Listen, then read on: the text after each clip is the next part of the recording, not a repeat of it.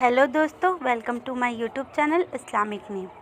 मेरा नाम साक्षी है और आज मैं आपको बताने वाली हूँ अब्बू शाह नाम के बारे में। अब्बू शाह नाम लड़कों के लिए इस्तेमाल किया जाता है। अब्बू शाह नाम एक इस्लामिक नाम है और अरबी ज़ुबान से लिया गया है। अब्बू शाह नाम का मतलब होता है फादर ऑफ शाह, मतलब शाह के पिता।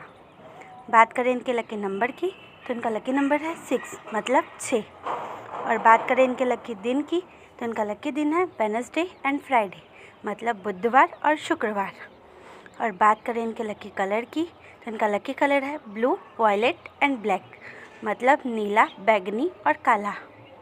और बात करें इनके लकी स्टोन की तो इनका लकी स्टोन है एमाइथिस्ट। एमाइथिस्ट का मतलब होता है जम्बू मणि। एमाइथिस्ट जामुनी रंग का काफ़ी सुंदर और चमकीला रत्न होता है। लकी मेटल्स की बात करें तो इनका लकी मेटल है आयरन, मतलब लोहा। अगर आपका नाम अब्बू शाह है तो कमेंट बॉक्स पर अपना नाम ज़रूर लिखें। ये जानकारी अगर आपको अच्छी लगी हो तो हमारे चैनल को सब्सक्राइब करें और वीडियो को लाइक करें।